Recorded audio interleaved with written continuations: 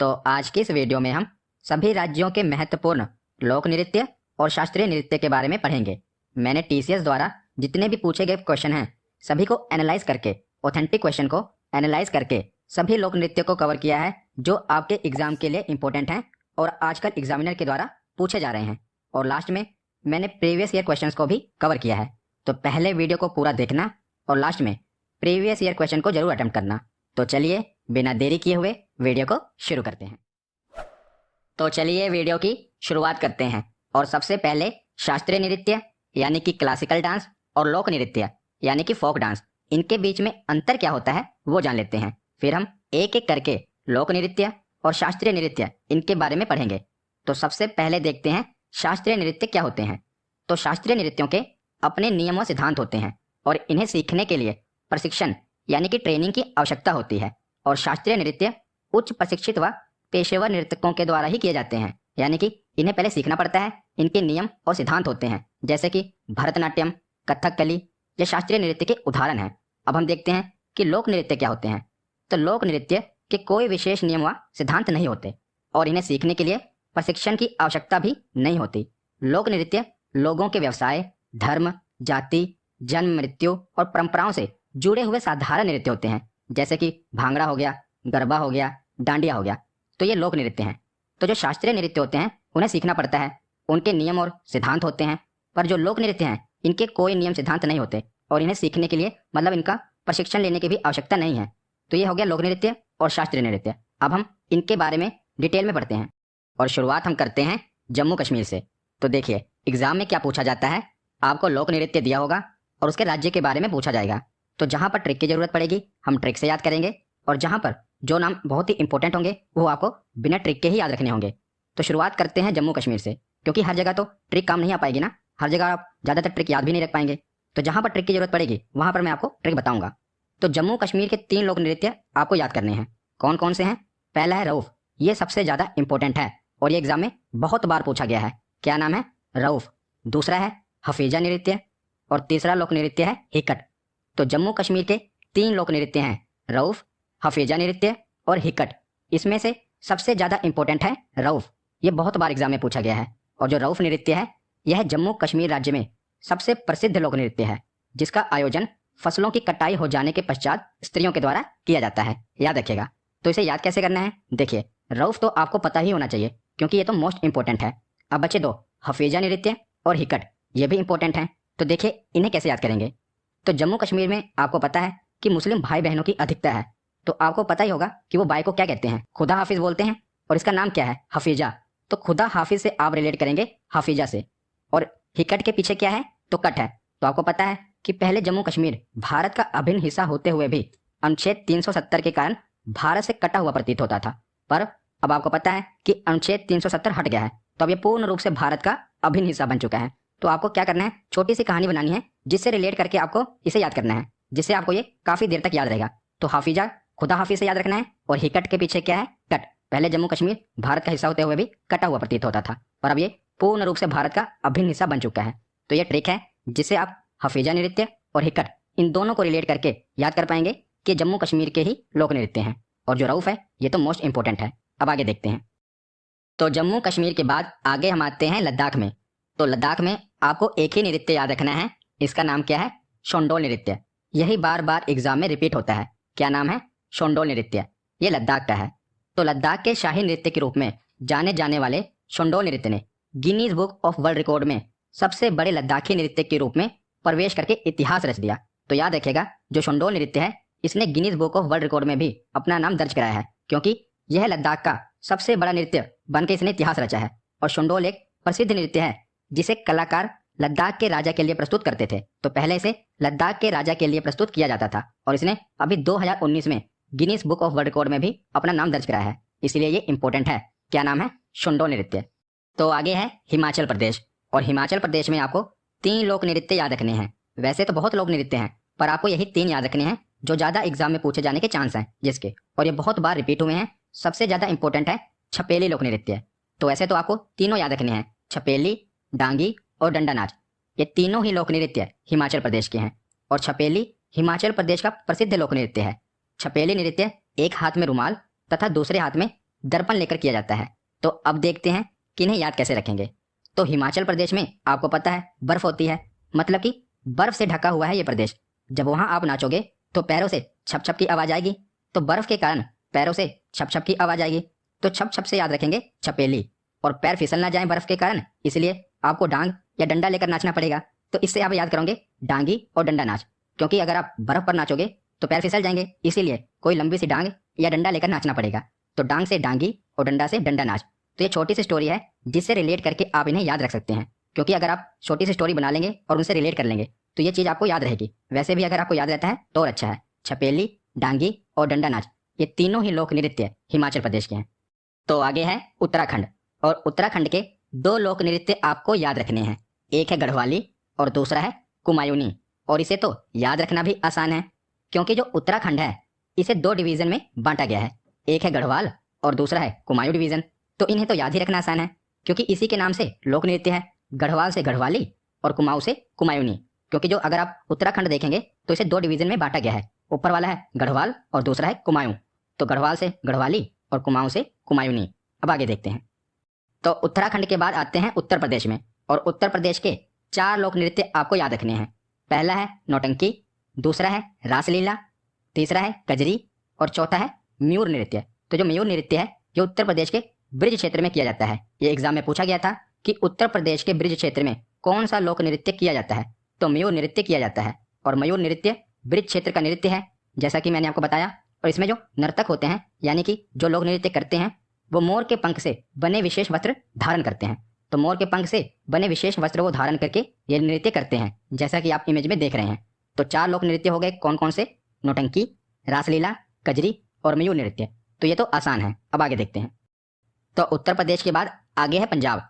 तो पंजाब के 2 ही लोक नृत्य आपको याद रखने हैं, और आपने इनके बारे में सुना भी होगा। एक है भांगड़ा और दूसरा है गिद्धा।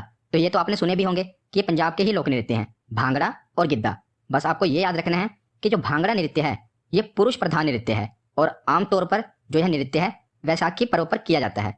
और जो गिद्धा नृत्य है ये महिला प्रधान नृत्य है। तो कई बार आपसे एग्जाम में पूछ लिया जाएगा, तो याद रखना जो भांगड़ा है यह पुरुष प्रधान नृत्य है, और जो गिद्धा है ये महिला प्रधान नृत्य है। और महिलाएं इस नृत्य को मुख्य रूप से उत्सव या सामाजिक अवसरों पर करती हैं। तो याद रखिएगा, ये चीज भी आपसे एग्जाम में पूछी जा सकती है। तो आगे है हरियाणा, और हरियाणा के 3 लोक नृत्य आपको याद करने हैं। कौन कौन से? सांग नृत्य, लोर नृत्य और मंजीरा नृत्य।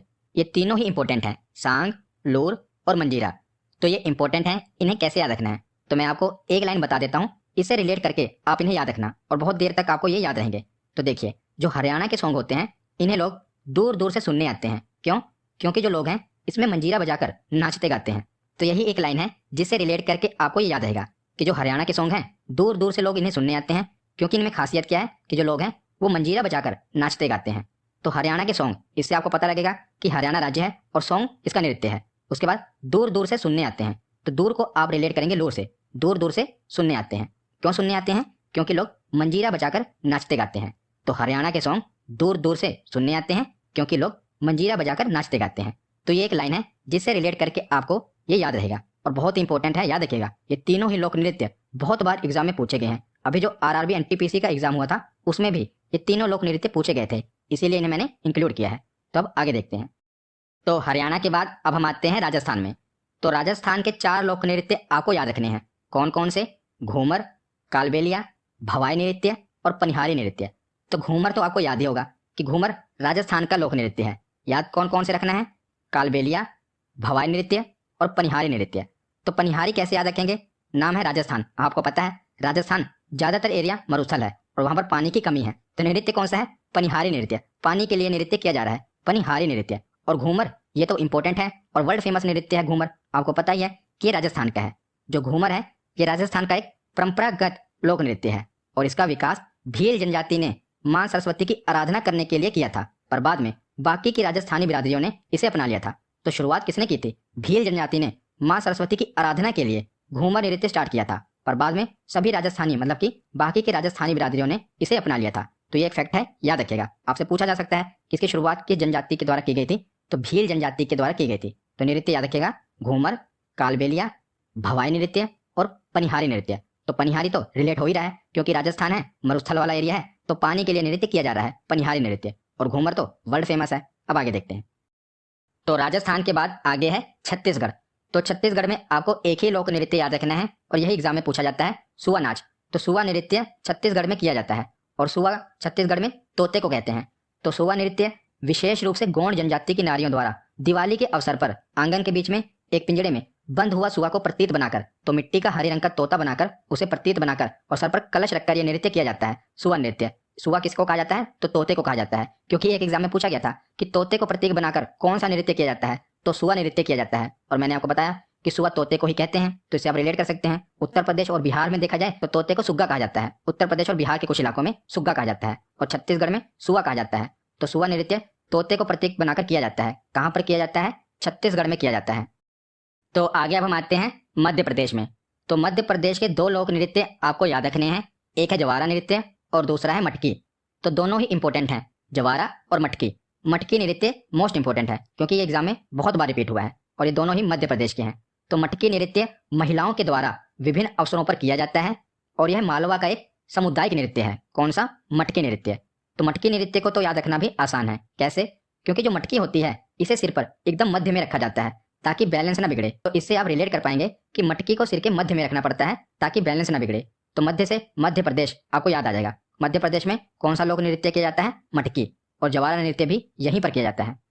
तो आगे है गुजरात और गुजरात के दो लोक नृत्य आपको याद रखने हैं, एक है गरबा और दूसरा है डांडिया। तो इसकी तो कोई ट्रिक की भी जरूरत नहीं है क्योंकि ये दोनों इतने फेमस हैं, आपको पता ही होंगे कि गरबा और डांडिया ये दोनों कहाँ पर किए जाते हैं? गुजरात में किए जाते हैं। और फिर भी अगर आपको नहीं याद तो देखिए, गुजरात में महात्मा गांधी जी का जन्म हुआ था तो हमें गुजरात पर गर्व है। और महात्मा गांधी जी डंडा लेकर चलते थे, तो देखिए गुजरात पर हमें गर्व है क्योंकि वहां पर हमारे राष्ट्रपिता महात्मा गांधी का जन्म हुआ था। तो गर्व से गरबा और महात्मा गांधी जी डंडा लेकर चलते थे तो डंडा से डांडिया। अगर आपको नहीं याद तो ट्रिक से याद कर लेना, गर्व से गरबा और डंडा से डांडिया। महात्मा गांधी तो आपको पता ही है, गुजरात में उनका जन्म हुआ था। तो गरबा और डांडिया ये दोनों लोक नृत्य कहाँ के हैं? गुजरात के हैं। तो आगे अब हम आते हैं बिहार पर। तो बिहार के दो लोक नृत्य आपको याद रखने हैं, एक है विदेशिया और दूसरा है जट जाटिन। तो विदेशिया तो बहुत ज्यादा इंपॉर्टेंट है। विदेशिया नृत्य नाटक का एक लोकप्रिय रूप है। भिखारी ठाकुर इस नृत्य रचना के निर्माता हैं, विदेशिया नृत्य के। और वास्तव में ये एक प्रकार का नाटक है जो परंपरा और आधुनिकता, शहरी और ग्रामीण, अमीर और गरीब जैसे विरोधाभासी विषयों से संबंधित है। कौन सा लोक नृत्य? विदेशिया लोक नृत्य। ये कहाँ का है? तो बिहार का है। ये एसएससी में पूछा गया था कि विदेशिया लोक नृत्य कहाँ का मशहूर लोक नृत्य है, तो बिहार का लोक नृत्य है विदेशिया, याद रखिएगा। तो बिहार हमने पढ़ लिया। तो बिहार के बाद है झारखंड। तो झारखंड के दो लोक नृत्य याद रखने हैं, एक है छऊ, दूसरा है पाइका। छऊ और पाइका, बस इसमें दो ही याद रखने हैं आपको। तो बिहार के बाद है उड़ीसा। तो उड़ीसा में आपको याद रखना है घूमरा नृत्य। तो एग्जामिनर अक्सर आपको कंफ्यूज करता है, एक लोक नृत्य घूमर वो कहाँ का है? राजस्थान का है। इसका नाम क्या है? घूमरा नृत्य। ये उड़ीसा का है, याद रखेगा। जब घूमर पूछा जाए तो राजस्थान का होगा, जब घूमरा पूछा जाए तो उड़ीसा का होगा। और आप इसको ऐसे भी रिलेट कर सकते हैं कि जब आपको हवा में उड़ाया जाए, उड़ीसा को आप क्या करेंगे? उड़ना। तो जब आपको हवा में उड़ाया जाएगा तो सिर घूमने लगेगा ना, हवा में आपको अचानक उड़ा दिया जाए तो सिर घूमने लगेगा। तो जो घूमरा नृत्य है ये उड़ीसा का है और जो घूमर नृत्य है वो राजस्थान का है। तो घूमर तो आपको पता ही होगा, वो तो फेमस है, पर जब घूमरा पूछ लिया जाए तो उड़ीसा से है, याद रखेगा। तो उड़ीसा के बाद है पश्चिम बंगाल। तो पश्चिम बंगाल के दो लोक नृत्य आपको याद होने चाहिए, धुनाची जिसे धुनुची भी कहते हैं और कीर्तन। तो धुनाची और कीर्तन दोनों ही लोक नृत्य पश्चिम बंगाल के हैं। ये जो मैं आपको बता रहा हूँ ये सभी मोस्ट इंपॉर्टेंट हैं और एग्जाम में बार बार रिपीट हुए हैं, तभी मैं आपको ये सभी करा रहा हूँ। वैसे देखा जाए तो बहुत से लोक नृत्य एक एक राज्य में देखेंगे आप तो बहुत से लोक नृत्य हैं, पर इतने लोक नृत्य आप ना तो याद रख पाएंगे और ना ही आपको याद रखने हैं। ज्यादा आपको क्या करना है, जो एग्जाम में रिपीट हो रहे हैं ना उन्हीं को याद करिए। तो इसीलिए मैंने एनालाइज करके जो एग्जाम में बार बार रिपीट हो रहे हैं और पूछे जा रहे हैं उन्हीं को कवर किया है, तो इसीलिए इन्हें ध्यान से पढ़िए। तो पश्चिम बंगाल के दो लोक नृत्य हैं, धुनाची या धुनुची और कीर्तन। तो धुनाची जो लोक नृत्य है ये बंगाल में बहुत पुरानी परंपरा है जिसे धुनाची नाच कहा जाता है और यह नवरात्रि में दुर्गा पूजा के दौरान इस नृत्य को किया जाता है, धुनाची लोक नृत्य को। तो अभी दुर्गा पूजा अभी हुआ ही है तो इस लोक नृत्य को किया गया था, तो इसीलिए एग्जाम में पूछा जा सकता है कि धुनाची लोक नृत्य कहाँ का है? पश्चिम बंगाल का है। आपको पता है कि पश्चिम बंगाल में माँ दुर्गा की पूजा बहुत ही शानदार तरीके से की जाती है जब ये नवरात्र के दिनों में। तो धुनाची नृत्य कहाँ का है? पश्चिम बंगाल का है। माँ दुर्गा से आप रिलेट कर लेना। और कीर्तन, जब माँ दुर्गा की पूजा होगी तो कीर्तन तो होगा ही। तो धुनाची नृत्य और कीर्तन ये दोनों ही नृत्य पश्चिम बंगाल के हैं। तो धुनाची में क्या किया जाता है कि धूप जो होती है ना, धूप को जलाकर माँ की आरती की जाती है और नृत्य किया जाता है, तो उसी को धुनाची नृत्य कहते हैं। और कीर्तन भी जब माँ की आरती की जाएगी तो बाद में कीर्तन भी किया जाएगा। तो दोनों ही नृत्य पश्चिम बंगाल के हैं और ये जो धुनाची नृत्य है ये यूपी पीसीएस के एग्जाम में पूछा गया था, तो याद रखिएगा, आगे भी पूछा जा सकता है। तो पश्चिम बंगाल के बाद आगे हम आते हैं महाराष्ट्र में। तो महाराष्ट्र के दो लोक नृत्य आपको याद रखने हैं, एक है लावणी और दूसरा है तमाशा। तो लावणी तो इंपॉर्टेंट है और आपने बॉलीवुड फिल्मों में देखा होगा लावणी लोक नृत्य, तो ये तो आपने फिल्मों में भी देखा होगा। ये जो आप देख रहे हैं यही है लावणी लोक नृत्य। ये कहाँ का है? महाराष्ट्र का है और बॉलीवुड फिल्मों में भी आपने देखा होगा, इसके बारे में सुना होगा। तो लावणी और तमाशा ये दोनों ही लोक नृत्य महाराष्ट्र के हैं। तो महाराष्ट्र के बाद अब हम आते हैं नागालैंड में। तो नागालैंड में दो लोक नृत्य आपको याद रखने हैं, एक है मोरसे और दूसरा है चोंग। तो मोरसे इंपॉर्टेंट है, एसएससी के एग्जाम में पूछा गया था कि मोरसे लोक नृत्य कहाँ का है, तो नागालैंड का है। और इसे याद रखना भी आसान है, क्योंकि देखिए कैसे, मोरसे के पीछे क्या है? डसे, और नागालैंड में क्या है? नाग, तो नाग ही डसता है। तो मोरसे के पीछे क्या है? डसे, और नागालैंड में है नाग। तो इससे आप रिलेट कर सकते हैं कि जो मोरसे लोक नृत्य है ये नागालैंड का है। तो मोरसे और चोंग ये दोनों ही लोक नृत्य नागालैंड के हैं। तो नागालैंड के बाद है मेघालय, और मेघालय का लोक नृत्य है बांग्ला नृत्य। इंपॉर्टेंट है, और एग्जामिनर जब भी ये नृत्य आपसे पूछता है कि बांग्ला नृत्य बताइए किस राज्य का लोक नृत्य है, तो ऑप्शन में पश्चिम बंगाल जरूर दिया होता है, याद रखिएगा। पर आपको याद होना चाहिए कि जो बांग्ला नृत्य है ये पश्चिम बंगाल का नहीं, मेघालय का लोक नृत्य है। क्योंकि यहीं पर एग्जामिनर आपको फंसाता है, जब वो नृत्य देगा और आपको ऑप्शन में पश्चिम बंगाल देगा तो आपको ये जरूर लगेगा कि जो बांग्ला नृत्य है ये पश्चिम बंगाल का होगा, पर नहीं, जो बांग्ला नृत्य है ये कहाँ का है? मेघालय का है। अब आपको याद होना चाहिए कि बांग्ला नृत्य कहाँ का है? मेघालय का है।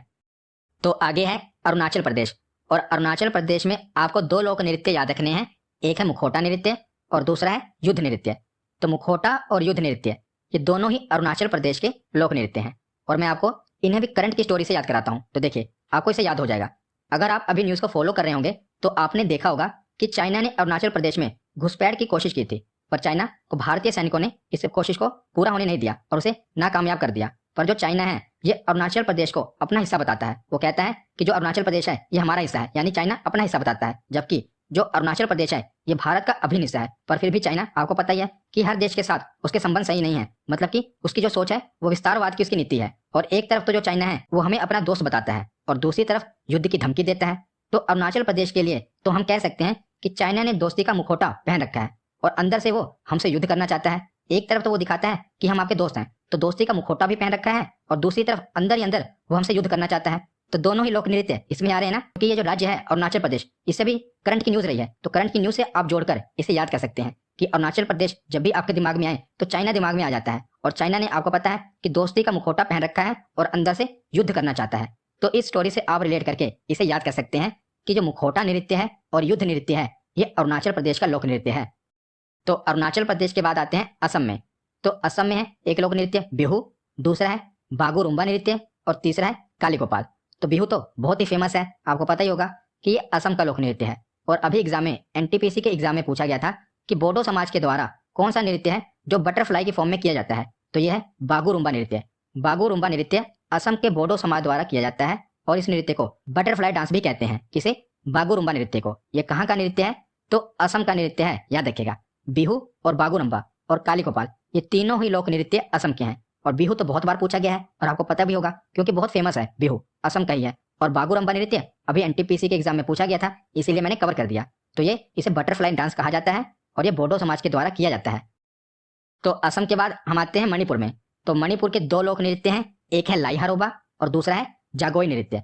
लाई हरोबा और जागोई नृत्य, जागोई इंपॉर्टेंट है, याद रखिएगा। और वैसे भी इसको हम ऐसे याद कर सकते हैं, मणिपुर को आप रिलेट करेंगे मनी से, मनी यानी कि पैसा, और जागोई में क्या है? जाग। तो जिसके पास ज्यादा पैसा होता है उसको रात में नींद नहीं आती। हम कहते हैं ना, आपने सुना भी होगा कि जिसके पास जितना ज्यादा पैसा है उसको उतनी ही नींद कम आती है। तो जिसके पास जितनी ज्यादा मनी है वो जागता रहता है, उसको नींद कम आती है। तो इससे आप रिलेट कर सकते हैं कि मणिपुर में है मनी और जागोई में क्या है? जाग। तो जिसके पास ज्यादा पैसा होता है उसको रात में नींदें कम आती हैं। तो जागोई में आपको तो याद करना है, तो जागोई में क्या है? जाग, और मणिपुर में क्या है? मनी। तो इससे आप रिलेट कर सकते हैं, हमें तो याद रखने से मतलब है। तो मणिपुर का है लोक नृत्य जागोई नृत्य और लाई हरोबा भी यहीं का है। तो दोनों ही नृत्य याद रखना। जागोई नृत्य इंपॉर्टेंट है, ये पीसीएस के एग्जाम में पूछा गया था, जागोई नृत्य, इसीलिए मैंने आपको टिक से बता दिया। तो मणिपुर का ही है जागोई नृत्य। तो आगे है पुदुचेरी। तो पुदुचेरी में एक लोक नृत्य है गराडी नृत्य। ये मैंने कवर इसलिए किया है क्योंकि मैंने इसे एग्जाम में देखा तो ये बहुत बार रिपीट हुआ था। गराडी नृत्य ये पुदुचेरी का है, इसीलिए इसे भी कवर कर दिया। और ऐसा माना जाता है कि जो ये लोक नृत्य है इसका जन्म रामायण के दौर में हुआ था, जब भगवान राम रावण को हराकर माता सीता के साथ सुरक्षित लौटे थे। तो इस खुशी में सुग्रीव की वानर सेना ने यह नृत्य किया था। कौन सा? गराडी नृत्य। और ये कहाँ का लोक नृत्य है? तो पुदुचेरी का लोक नृत्य है। इसके साथ एक ये स्टोरी भी जुड़ी हुई है और ये एग्जाम में पूछा भी गया है, तो इसीलिए इसे कवर कर दिया मैंने। क्या नाम है इसका? गराडी नृत्य। ये पुदुचेरी का है। तो ये सब नृत्य आपको किताबों में देखने को नहीं मिलेंगे, फिर भी एग्जाम में पूछे जाते हैं, इसीलिए मैंने इन्हें कवर किया है, याद रखिएगा। तो महत्वपूर्ण लोक नृत्य हमने पढ़ लिए, अब शास्त्रीय नृत्य देखते हैं। तो शास्त्रीय नृत्य ज्यादा नहीं है, आपको बस ये 8 नृत्य याद रखने हैं, इन्हीं में एग्जाम में पूछा जाएगा। पहला है भरतनाट्यम। तो भरतनाट्यम कहाँ पर किया जाता है? तमिलनाडु में। वैसे भी तमिलनाडु में क्या है? मिलना। देखो क्या लिखा है ना, मिलना। और भरत मिलाप बहुत मशहूर है, भरत का मिलाप मशहूर है ना, तो भरतनाट्यम में क्या है? भरत। और भरत मिलाप मशहूर है, हमने पढ़ा भी है इसके बारे में। तो भरत में भरत और तमिलनाडु में क्या है? मिलना। और भरत मिलाप से आप इसे याद कर पाएंगे। दूसरा है कथक। कथक कहाँ का शास्त्रीय नृत्य है? उत्तर प्रदेश का। और कथकली भी है। देखिए कथक और कथकली ये दोनों अलग अलग शास्त्रीय नृत्य हैं। कथक है उत्तर प्रदेश का और कथकली है केरल का, याद रखिएगा। कथकली और मोहिनी अट्टम ये दोनों ही शास्त्रीय नृत्य केरल के हैं और कथक उत्तर प्रदेश का है। उसके बाद है कुचिपुड़ी, ये आंध्र प्रदेश का है। तो वैसे भी आंध्र को आप रिलेट करेंगे अंधे से, आंध्र अंधा। तो जो अंधा व्यक्ति है अगर उसे पूड़ी बनाने को दे दिया जाए तो कच्ची बना देगा, क्योंकि उसे कैसे पता चलेगा कि पूड़ी पक गई है या नहीं। तो कुचिपुड़ी को आप रिलेट करेंगे कच्ची पूड़ी से और आंध्र को अंधे से। तो जो अंधा व्यक्ति है जब उसे पूड़ी को तलने के लिए दिया जाएगा तो उसे नहीं पता चल पाएगा कि पूड़ी पक गई है या नहीं पकी है, तो वो कच्ची पूड़ी बना देगा। तो कुचिपुड़ी से कच्ची पूड़ी और आंध्र को अंधे से रिलेट करेंगे। कुचिपुड़ी शास्त्रीय नृत्य आंध्र प्रदेश का शास्त्रीय नृत्य है। उसके बाद है सत्रिया शास्त्रीय नृत्य, ये असम का है। कौन सा? सत्रिया। और मणिपुर और ओडिसी ये तो आसानी है, क्योंकि जो मणिपुरी शास्त्रीय नृत्य है ये मणिपुर का है और ओडिसी शास्त्रीय नृत्य उड़ीसा का है, तो ये तो आसान है। अब हम प्रीवियस ईयर क्वेश्चन देखते हैं कि हमारे कितने प्रश्न सही होते हैं। तो पहला प्रश्न है गरबा लोक नृत्य कला शैली कहाँ प्रचलित है? तो बताइए गरबा कहाँ का लोक नृत्य है? तो गुजरात का। अगला प्रश्न है कि तमाशा किस राज्य की प्रमुख लोक नृत्य कला शैली है? तो लावणी और तमाशा ये दोनों ही महाराष्ट्र के लोक नृत्य हैं। अगला प्रश्न है कि उत्तर प्रदेश का एक प्रसिद्ध लोकगीत है, तो बताइए कौन सा लोकगीत उत्तर प्रदेश में प्रसिद्ध है? तो कजरी, ये प्रसिद्ध है ना, हमने पढ़ा था। कजरी, नौटंकी, रासलीला और मयूर नृत्य ये चारों ही उत्तर प्रदेश के लोक नृत्य हैं। तो अगला प्रश्न है कि भांगड़ा कहाँ का लोकप्रिय लोक नृत्य है? तो भांगड़ा पंजाब का लोकप्रिय लोक नृत्य है। उसके बाद है कि बिहू लोक नृत्य किस राज्य से संबंधित है? तो बिहू भी हमने पढ़ा था, ये असम राज्य से संबंधित है। उसके बाद है डांडिया कहाँ का प्रसिद्ध नृत्य है? तो बताइए डांडिया कहाँ का प्रसिद्ध लोक नृत्य है? तो डांडिया और गरबा ये दोनों ही गुजरात के प्रसिद्ध नृत्य हैं। उसके बाद है कि नीचे दी गई लोक नृत्य और राज्य की सूची में किसका मिलान सही नहीं है, ये आपको बताना है। तो पहले तो देखिए बिहू आंध्र प्रदेश नहीं, बिहू कहाँ का है? तो असम का लोक नृत्य है, तो यही ऑप्शन सही होगा बिहू। बाकी तो सही है, भांगड़ा पंजाब का है, डांडिया गुजरात का है और नौटंकी उत्तर प्रदेश की है। तो ये तीनों सही है, पर जो ऑप्शन ए है ये गलत है। जो बिहू लोक नृत्य है ये आंध्र प्रदेश का नहीं है, असम का है। अगला प्रश्न है कि भारतीय लोक नृत्य नहीं है, आपको बताना है कि निम्नलिखित में कौन सा लोक नृत्य भारतीय लोक नृत्य नहीं है? तो इसका सही जवाब होगा कथकली। कथकली जो है ये लोक नृत्य नहीं है, ये हमने पढ़ा, ये शास्त्रीय नृत्य है। अगला प्रश्न है कि निम्नलिखित में से कौन सा लोक नृत्य जम्मू कश्मीर से संबंधित है? तो राउफ, राउफ जो लोक नृत्य है ये जम्मू कश्मीर से संबंधित है, ये हमने पढ़ा था। अगला प्रश्न है कि मोडसे कहाँ का लोक नृत्य है? तो मोडसे के पीछे क्या है? डसे, तो इसका सही जवाब क्या होगा? नागालैंड। अगला प्रश्न है गिद्दा जो कि एक नृत्य का रूप है ये किस राज्य से संबंधित है? तो भांगड़ा और गिद्दा ये पंजाब के लोक नृत्य हैं, तो इसका सही जवाब होगा पंजाब। आज का आखिरी प्रश्न है कि लावणी किस राज्य का प्रसिद्ध लोक नृत्य है? तो लावणी महाराष्ट्र का प्रसिद्ध लोक नृत्य है। तो आज की ये वीडियो यहीं पर खत्म होती है। कैसी लगी ये वीडियो कमेंट